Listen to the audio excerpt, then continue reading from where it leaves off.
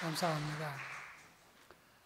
얼마 전 경부고속도로를 달리던 버스가 앞에 가던 차들과 추돌해서 8중 추돌 사고를 일으켰습니다. 바로 앞에 있던 차에 탄 50대 부부 2명 사망을 하고 16명이 크게 부상을 입었습니다. 지난해 7월 달 영동고속도로 봉평터널에서 관광버스가 앞에 가던 차와 충돌했는데 그 앞에 탔던 20대 여성 4명이 현장에서 사망을 했습니다. 공통적인 특징은 바로 운전기사의 졸음운전입니다. 자동차 노동조합 연맹에선 졸음운전 사고는 예견된 사고라 이렇게 발표를 했습니다. 공식적으로는 기사들이 2시간 이상 운전하고 15분 정도 쉬고 마지막 운행을 하고는 8시간 이상 휴직이 보장되어 있다고 합니다. 그러나 실제로 8시간 쉬는 경우는 거의 없다 이렇게 말하고 있습니다. 우리 몸이 쉬지 않고 계속 일만 하면 몸에 무리가 생겨서 큰 병을 얻거나 큰 사고를 만날 수가 있습니다. 신체에도 균형이 필요한 것처럼 영적으로도 영적 밸런스가 맞아야 우리 몸이, 우리 영성이 바르게 되는 것입니다.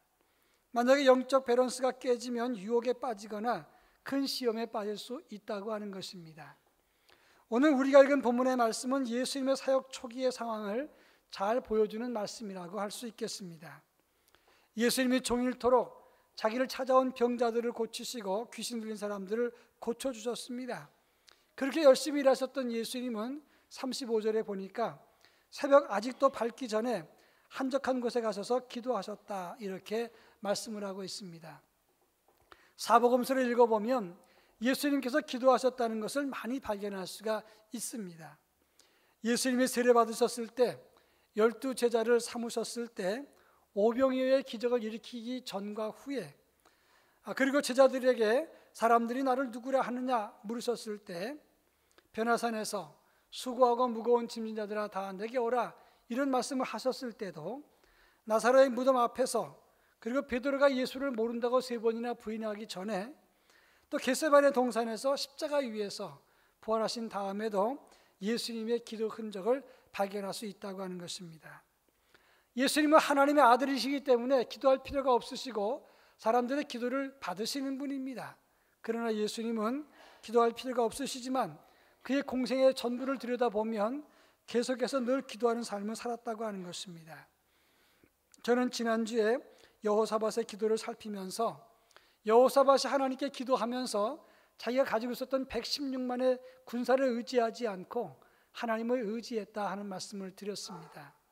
그리고 그가 기도하면서 약속을 굳게 믿었고 긍정적이었다 하는 말씀을 드렸고 동시에 그는 기도한 다음에 성가대를 전투 선두에 세워서 찬양하면서 행군하게 했다 하는 말씀을 드렸습니다.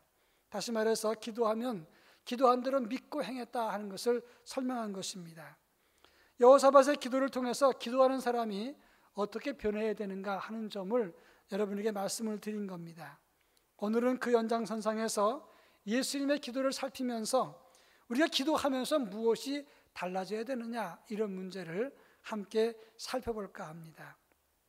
제일 먼저 32절과 33절은 제가 읽고 여러분들은 35절 말씀을 읽겠습니다. 32절 저물어 해질 때에 모든 병자와 귀신 들린 자를 예수께 데려오니 온 동네가 그 문 앞에 모였더라.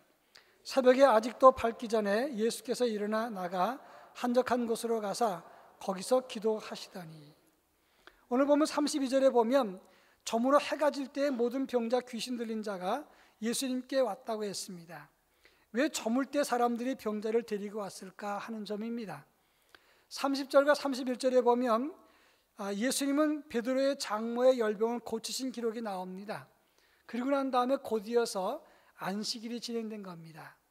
유대인들의 안식일은 금요일 저녁부터 토요일 밤까지입니다. 해지기 전까지인데 그러니까 유대인들은 안식일 때 아무것도 하지 않습니다. 그러니까 안식일이 끝날 때까지 기다렸다가 안식일이 끝나자마자 저녁 때가 되었지만 사람들이 병자와 귀신 들린 사람을 데리고 왔다고 하는 것입니다. 여기서 병자를 데리고 오니 했을 때 데리고 오니라는 말은 에페론이라고 하는 단어를 쓰는데 시제를 보면 미완료 시제입니다. 환자를 한 사람 데리고 끝났다는 게 아니라 계속해서 쉴 새 없이 사람들을 데리고 왔다는 것을 말하는 것입니다. 저녁 때 안식일이 끝난 다음에 피곤한데도 사람들이 계속 환자를 데리고 오는 것입니다. 그때 예수님은 그 병자들과 귀신 들린 사람을 고쳐주셨습니다. 34절에 보면 귀신들이 자기를 알므로 예수님은 그 말하는 것을 허락하지 않았다, 이렇게 말씀을 했습니다. 이 귀신들은 예수님이 하나님의 아들이신 걸 압니다. 그런데 예수님은 사악한 영에 의해서, 그 악령에 의해서 이분이 하나님의 아들이다 이렇게 말하는 걸 원치 않았습니다.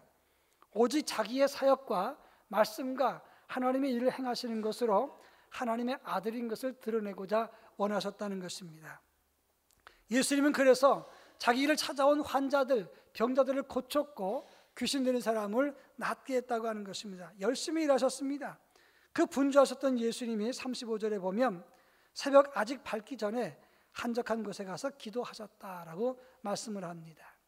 이 한적한 곳이라고 하는 것은 갈릴리 가버나움의 시외 지역, 다시 말해서 광야에 나가셨다는 말이고, 기도하시니라 하는 말은 프로시케토라고 하는 단어인데 한 번 기도하고 종료했다는 것이 아니라 계속해서 끊임없이 기도 생활을 하셨다는 것을 말하는 것입니다. 바로 여기에 중요한 포인트가 있습니다. 많은 사람들이 몰려와서 환자들이 예수님의 손길을 기다립니다. 예수님 스스로도 하나님의 아들인 것을 증거하시기 위해서 병자를 고치고 그리고 귀신 들린 사람을 내쫓았습니다. 그러시면서 피곤했지만 그 피곤하신 예수님은 동시에 한적한 기도의 장소에 가셔서 그분은 기도를 그치지 않았다 하는 것입니다. 누가복음 22장 39절 말씀에 보면 예수께서 나가서 습관을 따라 감람산에 가시매 제자들도 따라갔더니 그곳에 이르러 그들에게 이르시되 유혹에 빠지지 않게 기도하라, 이렇게 말씀하십니다. 예수님은 평상시에 많은 일을 하셨지만 동시에 습관을 따라서 그분은 한적한 곳에 가서 기도하시는 것을 멈추지 않았다고 하는 것입니다. 바로 여기에 중요한 포인트가 있습니다. 지난 5개월 동안 우리 교회는 기도함으로 변화되고 변한 모습으로 전도하자 구호를 외치면서 기도 전도 대행진을 했습니다. 전반부의 기도 대행진을 끝나니까 이제 좀 쉬자 그랬는데 9월부터 다시 개인 기도 시간을 갖자, 그러면 그 기도 시간을 포인트에 포함한다 그랬습니다. 어떤 분들은 아마 2학기 때 또 기도 행진을 하는가? 언제 끝나나? 이렇게 하는 분도 있을 것입니다. 왜 그동안 기도하면서 변화되자 이렇게 말씀을 했는데 그러면 기도하면서 무엇이 변했느냐 하는 것입니다. 기도 때만 기도하고 기도 끝나면 그 다음에 기도도 종치는, 그것은 엄밀한 의미에서 그러면 옛날로 돌아가는 것이고 변한 것이 아닙니다. 기도하면서 변할 것이 무엇인가? 예수님이 습관을 따라서 기도하셨던 것처럼 우리도 바쁘고 분주하지만 기도의 한적한 방, 그 기도의 골방을 유지하는 변화가 우리 안에 있어야 된다는 것을 말하는 것입니다. 목사에게는 3가지 방이 필요하답니다. 첫째는 기도 골방이 필요하고, 두 번째는 신방이 필요하고, 세 번째는 공부방이 필요하답니다. 근데 이 3가지 방 중에서 한 가지는 우리 성도들에게도 꼭 필요한 겁니다. 다시 말해서 기도의 방은 우리 모두에게 필요한 것입니다. 기도가 습관이 되어야 되고 아무리 바쁘고 분주해도 기도의 한적한 곳이 우리 모두에게 있어야 된다는 것입니다. 기도는 연례 행사가 아닙니다. 특별 기도가 끝나면 다시 옛날로 돌아간다면 그것은 변한 것이 아닙니다. 예수님의 한적한 방, 기도의 자리가 우리에게도 있어야만 우리가 기도의 변화를 가질 수 있는 것입니다. 전에 제가 부목사 사역할 때 저희 교회에는 여전사님이 여러 분 계셨는데 그 중에 2분이 영락신학교 출신이었어요. 다른 신학교는 4년제지만 영락신학교는 3년제입니다. 근데 이분들이 이 3년제 과정을 마치고 이제 각 교회마다 배치받아서 일을 하는데, 그런데 이 교인들이 이구동성을 하는 말이 장신대 출신, 서울장신대 출신, 호남신학 출신, 영남신학 출신 여러 사람을 봤지만 이 영남신학교 나오신 분만은 확실하게 새벽기도 훈련된 분들이다, 이렇게 인정을 해줘요. 이분들은 월요일날 쉬는 시간에도 새벽에 나옵니다. 그리고 평상시엔 늘 기도 생활을 합니다. 그러면서 말하기를 참 믿을만하고 이분들의 기도 생활은 짝퉁이 아니다, 그런 평가를 교인들이 한 것을 봤습니다. 여러분, 목회자나 교인이나 할 것 없이 기도한 다음에 변했다면 기도의 골방을 유지하는 변화가 우리 모두에게 있어야 된다는 것을 말하는 것입니다. 이동원 목사님이 예수님의 거룩한 습관이라는 책에서 이런 말을 했습니다. 예수님의 한적한 곳의 기도 생활은 우리가 가져야 될 가장 중요한 습관이라고 말했습니다. 우리 믿는 사람들이 기도하면서 영적인 밸런스를 유지하며 그리고 기도의 장을 갖지 못하면 유혹과 시호에 빠질 수 있고 사소한 것에도 쉽게 무너질 수 있다는 사실을 알아야 되는 것입니다. 중국 노나라에 선표란 사람이 있었답니다. 이 사람은 세속 욕심을 떠나서 바위굴에 들어가서 풀과 물만 먹고 살았답니다. 그래서 그런지 얼굴이 어린아이처럼 맑았답니다. 근데 외딴 산속에서 깊은 굴속에 들어 살았는데 호랑이에게 잡혀 먹히고 말았습니다. 근데 반대로 장이라고 하는 사람은 세상 모든 것에 다 끼어들어서 참견을 했습니다. 욕심도 많고 참견도 많고 할 일도 많고 이것저것 간섭을 하다가 과로로 거듭거듭 과로하다가 나이 40살도 되기 전에 과로사로 죽었다고 합니다. 너무 세상을 떠나 있는 것도 문제지만 너무 지나치게 세상적이어도 문제가 되는 것입니다. 균형이 필요한 겁니다. 영적으로도 마찬가지예요. 우리가 너무너무 분주하고 바쁘게 살면 살수록 한적한 기도의 자리가 더 필요한 것임을 알아야 되는 것입니다. 존 칼빈은 말하기를 나는 너무나 분주해서 하루에 4시간 이상 자본 적이 없다. 그러나 그렇게 분주하기 때문에 나는 하루에 2시간 이상 기도하지 않을 수가 없다. 이렇게 말을 했습니다. 우리 모두 이번 기도 기간을 통해서 한적한 기도의 방을 가지고 거룩한 습관을 유지하는 그런 진정한 변화가 우리 속에 있어지기를 주의 이름으로 축원합니다. 자, 그렇다면 왜 한적한 것이 필요할까 하는 것입니다. 35절 말씀을 다시 한번 제가 읽겠습니다. 새벽에 아직도 밝기 전에 예수께서 일어나 나가 한적한 곳으로 가사 거기서 기도하시더니, 여기서 한적한 곳이라고 하는 말은 에레모스라고 하는 단어를 쓰는데 이 말의 뜻은 고독한, 홀로의, 적막한 빈들, 황폐한 광야 이런 뜻이 담겨 있습니다. 여러분, 적막한 광야에 왜 나갑니까? 웃고 떠들기 위해서 나가는 게 아닙니다. 나 혼자 빈들에서 하나님과 1대1로 만나기 위해서 가는 것입니다. 하나님만 만나고 하나님과 나와 1대1 관계로 하나님께 묻고 하나님을 의지하는 것이 바로 광야, 빈, 한적한 곳의 의미라고 할 수 있겠습니다. 누가복음 22장 42절에서 예수님께서 감람산에서 기도하시면서 이런 기도를 드립니다.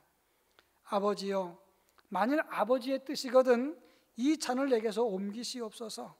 그러나 나의 원대로 마옵시고 아버지의 원대로 되기를 원하나이다. 이렇게 기도하셨습니다. 예수님은 감람산이라고 하는 한적한 곳에 가서 하나님과 1대1로 기도를 하시는데 아버지 앞에 기도할 때 이렇게 말합니다. 아버지의 뜻이거든 이 잔을 내게서 옮기시옵소서. 이것은 사실 아버지의 뜻이 아니라 당신의 뜻이에요. 지금 당장 내가 찾아온 그런 이 위기와 시련, 고민, 갈등, 이것이 바로 예수님의 마음입니다. 육신의 원함이 작용된 예수님의 육신의 원함을, 인간적인 고통을 호소하는 그런 부분이 느껴지는 부분이라는 겁니다. 그런데 한적한 곳에 기도하셨던 예수님의 두 번째 기도 내용이 뭡니까? 나의 원대로 마시옵고 아버지의 원대로 되기를 원하나이다. 기도하면서 한적한 골방에서 하나님과 1대1로 만나면서 그 하나님의 뜻을 찾는 것, 이것이 바로 기도의 변화라고 하는 것입니다. 그런 의미에서 기도를 많이 하면서 자기 고집이나 주장이나 뜻을 굽히지 않는다면 냉정한 의미에서 그것은 기도한 것이 아니라 하나님을 상대로 비즈니스를 한 거라고 말할 수가 있게 되는 것입니다. 저는 지난주에 강북 6개 노회 노회장과 총회장 간담회가 있다. 그래서 초청을 받고 간담회를 갔습니다. 간담회 모인 이유가 뭐냐면 지금 서울 동노회가 사고노회가 돼서 2년째 총대를 파송하지 못하니까 총회장님이 그 문제 때문에 의논하자 그런 겁니다. 이 서울 동노회는 목사 안수 문제 때문에 갈등을 빚었고 노회가 파행이 됐습니다. 이 장로 안수 때는 장로님들이 올라가서 안수할 수 있는데 목사 안수 시에는 장로님이 올라가서 안수할 수 없지 않습니까? 그런데 장로님이 노회장이었을 적에는 그럴 때는 노회 이 안수식을 집례하면서 안수할 수 있다는 겁니다. 근데 목사님들은 이것은 사도직의 계승인데 왜 평신도인 장로님이 안수하는가? 그거 안 된다.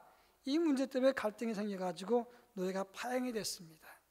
그 문제는 이제 총회에서 헌법으로 만들어져서 이제 예식서에 포함돼서 여기에 대한 규칙이 만들어지게 되는데, 이제는 그 문제를 떠나서 그때 그 문제를 제기했던 부노회장은 절대 노회장으로 받을 수 없다.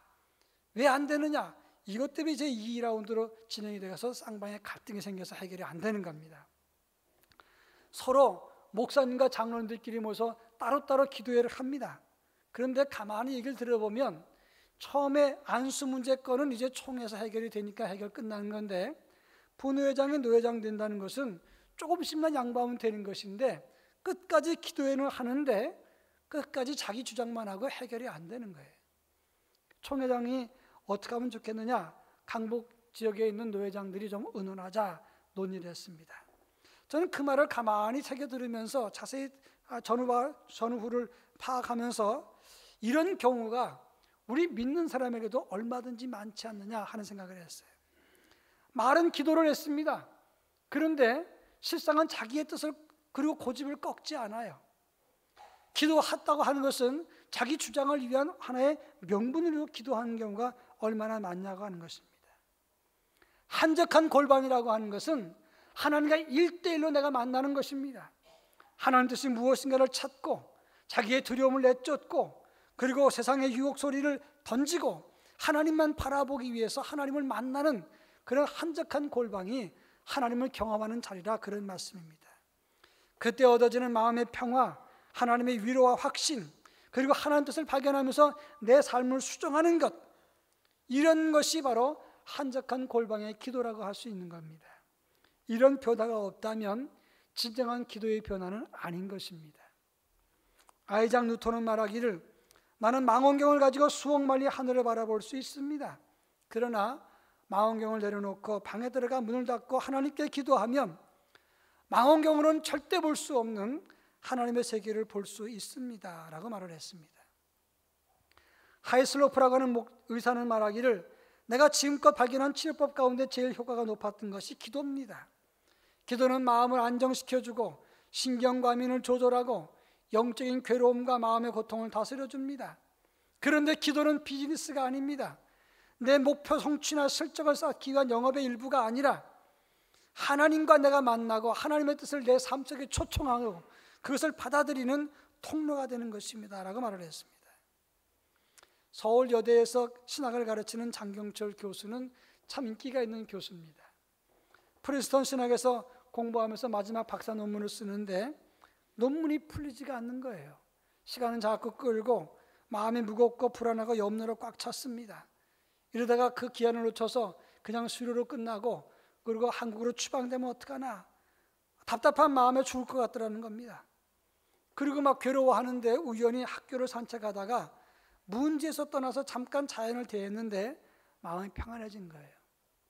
내가 이 문제로부터 벗어나야 되겠다. 그리고 하나님 앞에 나가자 하고는 자연 속에서 하나님의 은혜를 느끼면서 기도했다는 겁니다.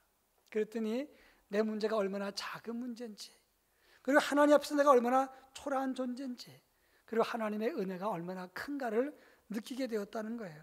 그래서 그가 자기 문제를 다 버리고 그리고 하나님 앞에서 하나님의 은혜를 간절하게 구했습니다. 그랬더니 마음의 평안과 참 자유가 찾아와서 그리고 지혜가 생겨서 논문을 순식간에 다 써버리고 말았다는 겁니다. 그리고 그분이 말하기를, 그 이후로 지금도 힘들 때나 어렵거나 유혹이 생기면 나 혼자만의 한적한 것을 찾아서 하나님께 묻는다, 이렇게 말을 했습니다. 기도하면서 광야로 나가야 됩니다. 기도하는 사람이라면 마땅히 적막한 곳에 가서 하나님과 1대1로 내 허물이 무엇인가를 찾고 하나님의 은혜가 무엇이며 하나님의 손길과 하나님의 은혜, 하나님의 도우시는 은총의 손길이 무엇인가를 확인할 수 있어야 된다고 하는 것입니다. 이런 변화가 우리 속에 늘 항상 함께하기를 주의 이름으로 축원합니다.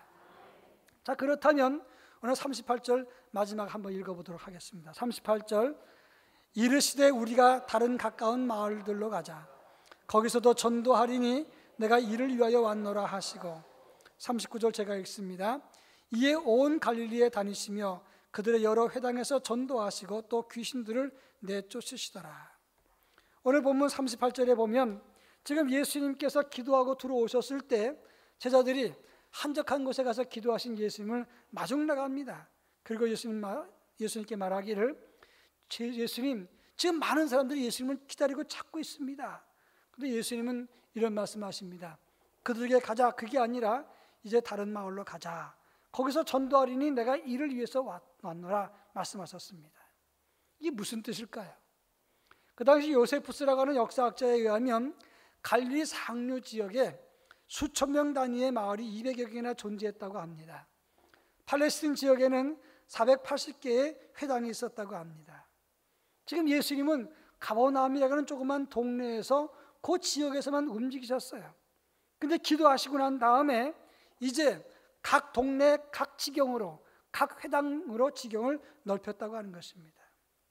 성경학자들의 말에 의하면 이제 예수님이 기도를 통해서 선교 초기 가버나움 시대를 끝내고 이제는 전 유대 갈릴리로 각 마을과 회당으로 예수님의 선교 영역을 넓히신 기회가 됐다, 이렇게 말합니다.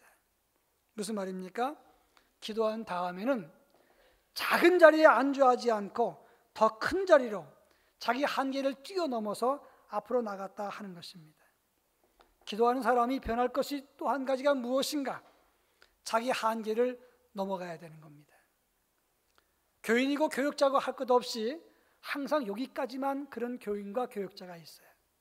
가만히 보면 나는 여기까지만, 그리고 그 이상을 넘지 못해요. 꼭 금을 거놓고 그거 나가면 무슨 죽어가는 사람 죽는 것처럼 절대 그 금을 넘지 못하는 경우가 있습니다. 예컨대 주일 낮 예배만 하는 교인은 주일 낮 예배만 외에는 절대 다른 예배 못 나와요. 그 한계를 못 넘어갑니다. 헬렌 켈러가 말하기를 시력이 없는 것보다 더 비참한 것은 비전이 없는 것이다. 자기 한계를 넘지 못하는 것, 이것이 초라한 것이다 라고 말을 했어요. 기도한다면, 기도함으로 변화되고 이렇게 외쳤다면 이제는 기도하면서 자기 한계, 자기 좁은 그 틀을 넘어가야 된다고 하는 겁니다. 어떤 집사님에게 어린 딸이 있었는데 이 아이가 계속 배 아프다고 밥을 안 먹었어요. 나중에 속이 비어서 배가 쓰린 건데 이 아이가 배 아픈 것과 쓰린 것을 구별하지 못하고 아빠 배 아파 얘기를 했어요. 아빠가 하는 말이, 너 속이 비어서 그런 것이니까 뭐 좀 먹어라. 그걸 먹을 걸 줬어요. 그 아이가 음식을 먹더니 배가 아프지 않았습니다. 근데 그날 오후에 목사님이 신방 와서 이야기 도중에 예배 끝나고 이 사석에서 이야기하는데 내가 이렇게 머리가 아프 죽겠다고 얘기를 하니까 그 딸아이가 하는 말이, 목사님 머리에 뭐 좀 넣었어요. 머리가 비면 머리가 아파요. 이렇게 이야기를 했다고 합니다. 우선 우스운 얘기죠. 그런데 기도가 비면 우리 영이 아프다는 걸 알아야 됩니다. 기도의 자리가 비면 자기 한계에 갇히는 삶을 살게 되고 그 다음 단계로 나갈 수가 없게 된다는 사실을 알아야 되는 겁니다. 예수님이 기도하신 다음에 지금까지 일하셨던 가버나움을 떠나서 갈릴리 각 지방으로, 각 동네로, 각 회당으로 그 지경을 넓히시면서 하나님의 아들의 사역을 확장시켰다고 하는 것입니다. 기도하면 자기 한계를 뛰어넘어가야 되는 거예요. 이사야 6장에 보면 이사야가 하나님의 성전에서 기도하다가 하나님의 음성을 듣습니다. 내가 누구를 보내면 누가 우리를 위하여 갈꼬? 하나님이 말씀하셨을 때 이사야가 뭐라고 말합니까? 주여 내가 여기 있나이다, 나를 보내소서. 그리고 그는 사명의 자리로 나아갔어요. 사도행전 10장에 보면 베드로가 제6시 기도 시간에 지붕 위에서 한적한 곳에서 기도했습니다. 하나님의 음성이 들려옵니다. 너는 지금 빨리 고넬료에게 가서 세례를 베풀어라. 지금 이방 사람에게 세례를 베풀 수는 없는 겁니다. 그런데 기도했던 베드로를 통해서 이방인 고넬료에게 세례를 베풀어서 이방인도 구원받도록 길을 열어라. 그 한계를 뛰어넘으라. 그래서 베드로가 기도한 다음에 고넬료에게 세례를 베풀고 구원의 길을 열었다고 하는 것입니다. 기도하면서 자기의 고정된 틀과 한계를 뛰어넘어야 기도의 변화가 일어나는 것입니다. 기도하면서 여전히 나만 사랑하고 자기 본이 자기 중심적이라면, 이것은, 그리고 문제만을 위해서 기도한다면 하나님을 향해서 비즈니스만 하는 것이지 진정 기도의 변화를 가진 것이 아니라고 말할 수가 있는 것입니다. 렘브란트가 그린 자화상이 가짜라고 하는 위작 시비가 있었습니다. 전문가들이 그 자화상을 감정하고 분석해 봤더니 지금까지 진짜라고 생각했던 그 자화상이 제자가 그린 복제품으로 드러났습니다. 진품은 밑그림이 없지만 이 제품은 연필로 밑그림을 그렸다는 겁니다. 겉으로 볼 때는 똑같은 것 같은데 진품과 가짜는 큰 차이가 있어요. 하나는 렘브란트가 그린 거고 하나는 제자가 그린 겁니다. 하나는 가치가 있는 것이고 하나는 가치가 없어요. 우리 믿음과 기도도 마찬가지입니다. 믿음이나 기도는 흉내만 내는 복제품이 아닙니다. 흉내만 낸다면 그것은 엄밀한 의미에서 가치가 없을 것입니다. 기도했다면 변화해야 되는 것입니다. 기도하는 사람이라면 마땅히 기도 시간 끝났다고 종치는 것이 아니라 기도의 한적한 방이 습관적으로 있어야 되는 것이고, 동시에 하나님과 1대1로 만나는 광야 체험을 나홀로 방에서 찾아야 되고, 그것을 통해서 하나님 뜻을 찾아야 되는 것이고, 자기 한계를 뛰어넘는 믿음의 발전과 기도의 성숙이 있어야 되는 것입니다. 이런 믿음의 성장과 발전이 우리 모두에게 크게 변할 수 있기를 주의 이름으로 축원합니다. 기도하겠습니다. 사랑 많으신 하나님 아버지, 예수님의 기도 생활을 통해서 우리에게 새로운 변화와 도전을 주신 것 감사합니다. 이제 원하옵건대 기도하면서 기도의 골방을 가질 수 있게 도와주시고, 또 하나님과 1대1로 만나는 기도의 체험을 갖게 도와주시며, 더 나아가 우리의 제한된 한계를 뛰어넘어 믿음의 성장과 발전을 가지는 하나님의 거룩한 백성의 변화를 가질 수 있도록 저희 모두에게 은혜를 더하여 주시옵소서. 예수님의 이름으로 간절히 기도합니다. 아멘.